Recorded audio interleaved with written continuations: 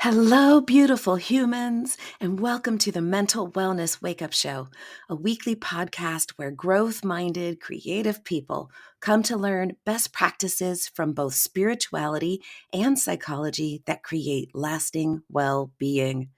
I am your host, mental wellness expert, improvised acting teacher, therapist, and coach, Dawn McMillan.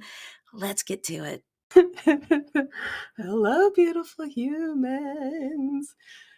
Oh my goodness, Mr. Bertram the dog has had a lot to say today. And I'm like, okay, I'm sure you all don't mind a little bit of grumpy old man in the background, but he was in full scale pit bull whine mode. So I think we're okay for a minute. Let's see what happens. He just gets so super sad when I kick him out. So, he's my podcast recording buddy. So hi. Thank you for being here. Thank you for being here. Thank you for listening. Thank you for the reviews. Thank you for the sharing with other people. Thank you for reaching out to me and letting me know how it goes for you. I love it so much. And I'm just so proud at the way this podcast is growing. We're spreading to more and more people and more countries. It's just really beautiful because my intention really is just to share stuff that I have come across that has been helpful to me and to others. And so the fact that you listen and that you share it with other people and that, people on other continents that I have never met in person and may never meet in person get to share in this community with us is just so lovely. So lovely. So lovely. Speaking of lovely, you're lovely. And I know this because I know things. Today we're going to talk about behavioral activation, which I jokingly before said is just go do something. It's kind of it, but there's obviously more to it. It's not just do something. So what's the theory behind behavioral activation? Well, depression and anxiety, and if you are living with a post-traumatic stress disorder, you have both. Spoiler alert. If you have really a lot of depression symptoms and a lot of anxiety symptoms, you might have undiagnosed PTSD. Just a little hint. But depression and anxiety are evil twins. They're flip sides of the same coin, and their lie is the same. Anxiety and depression both convince you to not do the things that would actually improve your mood, that would actually help you feel better. Social anxiety tells you don't go to the party, when if you went to the party and you managed your anxiety, you would actually connect with other people. Depression tells you why bother, when if you did bother, you'd actually start to feel better. And both of those, doing the opposite of what your depression and anxiety are telling you to do, become virtuous cycles. We all know about those vicious cycles where things just keep getting worse. But you can also begin a virtuous cycle where you do the one little thing that tips the domino in favor of you. So in behavioral activation, you identify specific goals for the week and you work towards meeting those goals. And these goals are not have-tos or musts. These are goals that are pleasurable activities that are consistent with the life that you want to live, that are consistent with your values. And the idea is that as you increase your contact with positively rewarding activities, you start to instigate that virtuous cycle. And you begin to teach yourself that you are not a helpless victim to your mood. It begins to teach you through experience that you can influence your mood in the direction of the life that you prefer. So one of the mistakes that we make with behavioral activation is that we start to do the shoulds, the have-tos, the musts, and the supposed tos. So if you come up with a list of activities that are all based on obligation, that are based on, well, I'm supposed to dooby-dooby-dooby-doo, so I'm going to dooby-dooby-doo. For example, I happen to enjoy cleaning. Yeah, I know. I happen to enjoy cleaning. Don't particularly enjoy cooking, right? So if I'm depressed and I say, okay, well, I'm just going to get up and I'm just going to make myself a nice meal, that's kind of an upper level activity. That's not a beginning activity for me. For you, it might be. I have a good friend who enjoys cooking, right? So for her, I'm going to get up and I'm going to saute some onions and garlic and make myself something.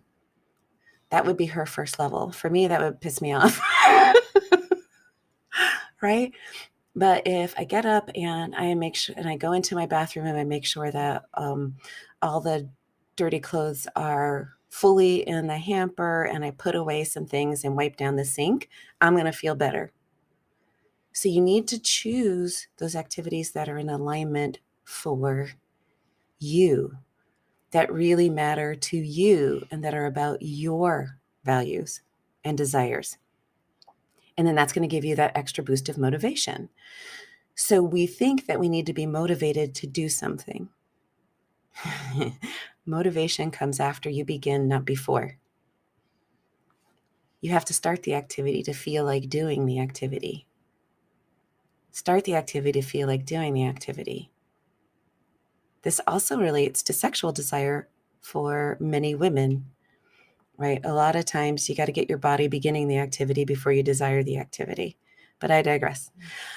So if you get very specific about something that actually has some sort of intrinsic pleasure for you, that the doing of it itself is in alignment with your values and has even just a little bit of pleasure for you, it begins to increase your motivation.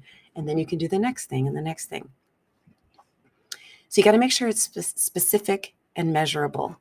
We all know about SMART goals. I think SMART goals have kind of become weaponized by corporations. I don't enjoy doing SMART goals with myself or clients anymore because it's just so people bludgeon themselves with it, right? I'm going to go off on a tangent a little bit, but when corporations get a hold of something, like sometimes it ruins it for the rest of us, right? Even mindfulness has become corporatized. And so instead of helping people change their work environment in order to be able to enjoy it more and have their longevity there, they're like, just be mindful. Anyway, I'm sorry, that was a tangent. So for this though, for behavioral activation, you need to be specific. If you're not, you won't know what to do. Like the last thing you want to try to deal with when you're depressed or anxious is figuring out what you meant by that. Right. So if for my example, for myself, if my first step, I'm in a deep depression and my first step is housework. Whew, that's not actually a step. That's a project. That's a project, not an activity. An activity is put all the dirty clothes on the bathroom floor in the hamper in the bathroom, because that's super specific and I will know when it's complete. Housework, what does that mean and when is it done? Make your bed. Specific, measurable. You know when it's done. So you choose the activity, alphabetize my spices, whatever it is for you. And then you are able to pick which one to start with. How do you pick which one to start with? You list the activities from easiest to hardest. So for me, personally, cleaning is easier than cooking. So if I'm feeling like if I'm really activated with my mental health symptoms, you got to do something small, simple, easy. And easy is going to be determined by you based on what you consider easy. And you want something that's going to be short term. Easy is measured by quick.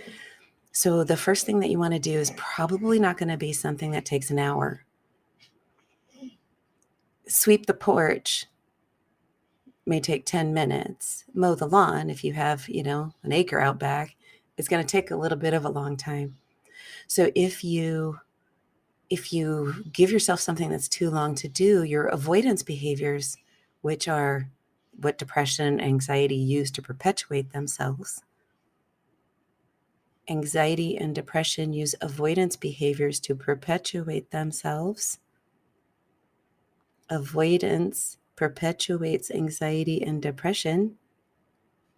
So you don't want to allow yourself the alibi of getting into your avoidance behavior because the task that you pick first is too big. So rank it from easiest to hardest. And you're going to do this, you might want to do this with the help of a therapist. So you just want to start with a couple of activities that are really easy for you.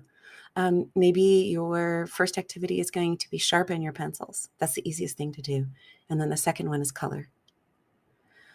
It's super important that you don't overwhelm yourself with trying to start the motion towards your anxiety. And you also don't want it to be boring. So you want to have a lot of different things. So it could be my low-level activities or maybe simple activities. One may be clean the bathroom. The other one may be walk to the mailbox and get the mail, right? That could be something that's easy for me. Or, it could be read one page out of the inspirational book I keep by my bed. So the more variety you have, the more balanced your life will be, and the more likely your motivation to continue the behavioral activation will be, right? So you want to have a variety of activities that you can do that are simple, that just get you moving in the direction of a life that is meaningful to you. And you want it to be truly aligned with your values. If it's a should, a supposed to, a must, or a have to, that's going to be in the realm of the depression and anxiety. That's going to be really easy to trigger those avoidance behaviors. But if it's something that you genuinely value and or that you genuinely enjoy, you're stacking the odds in your favor. And then you want to get some help. Just be careful who you get support from. You don't want the Debbie Downers in your life to be the ones who are who are going to poo-poo on your ideas, who are going to yuck your yum. So if you find or be pushy or forceful on the opposite end, right? You don't want someone to get into your bed and you start yelling, come into your room, start yelling at you. Excuse me, just get out of bed. Just get out of bed. What are you doing? Get out of bed and go mow the lawn, right?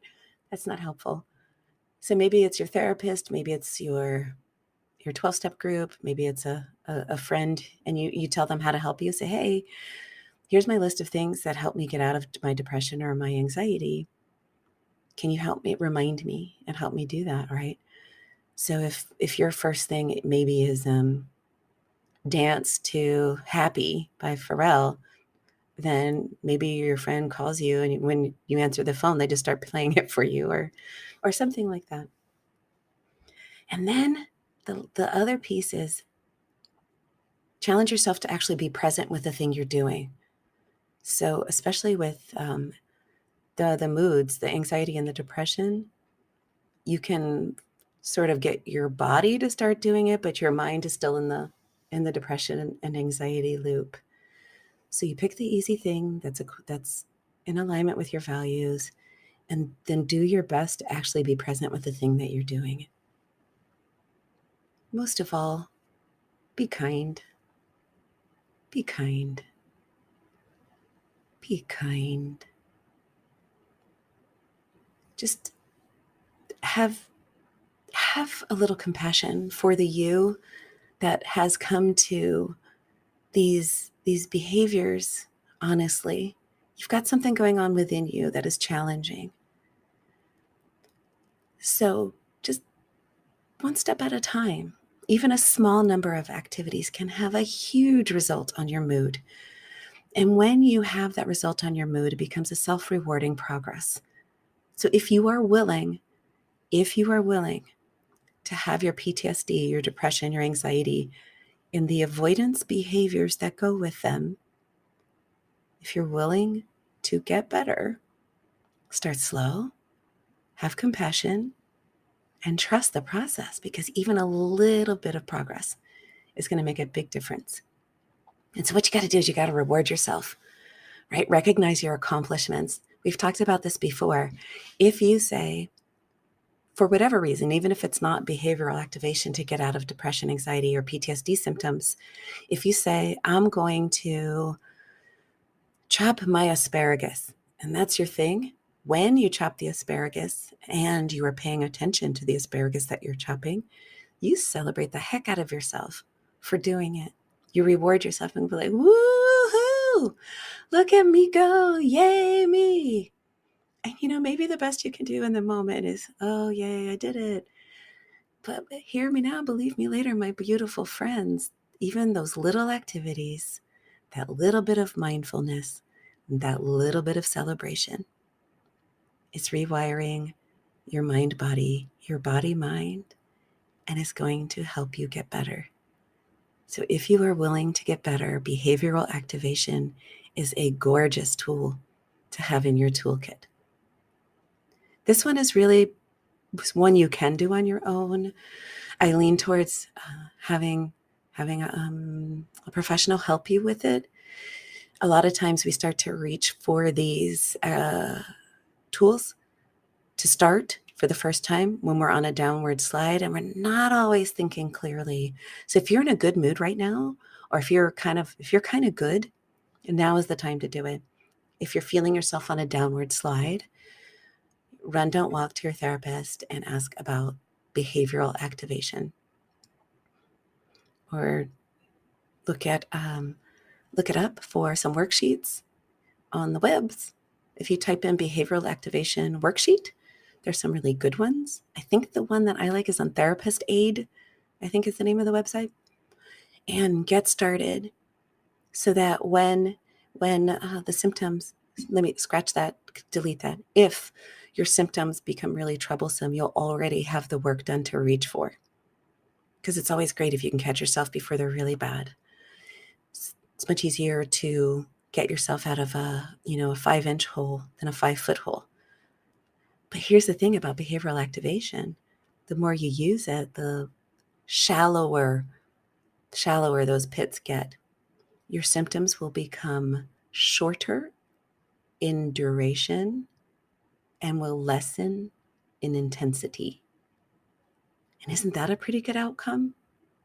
If you can go from having, one really bad episode a month to 2 a year, wouldn't that be worth celebrating? Or if your low is at, a 9 out of 10, and you can get it to a 2 out of 10, isn't that worth celebrating? So I'm going to invite you to experiment with behavioral activation. And even if you don't go through the effort of getting a worksheet and figuring it out, if you can remember when your anxiety, depression, and avoidance symptoms are starting to get activated, if you can do something, anything in support of your pleasure and your enjoyment and your values. Remember, we talked about the pleasure and enjoyment being in alignment with your values. Doing something that's, drinking a fifth of vodka is probably not in alignment with your values. Something pleasurable that you enjoy that's in alignment with your values. You're going to make a world of difference in your well-being. And you, my beautiful, gorgeous person, you absolutely deserve well-being. Faux shizzle. Thank you so much for listening. I adore you, and I love hearing from you so much. And can I please remind you that you are simply amazing. Tina Turner's Simply the Best just popped into my head. Go listen to it. You're amazing, and you are worthy right here, right now, and deserving of enjoying your own life. Until next time. I am so honored that you share time with me. If you've listened this far, then something here was of value to you. Would you please be a friend of the podcast and share it with at least one other person? The podcast is available on most platforms, including YouTube, and I need your help to get the word out. So please like, subscribe, and share, and a 5-star review on iTunes would be chef's kiss. Thank you so much. See you next time.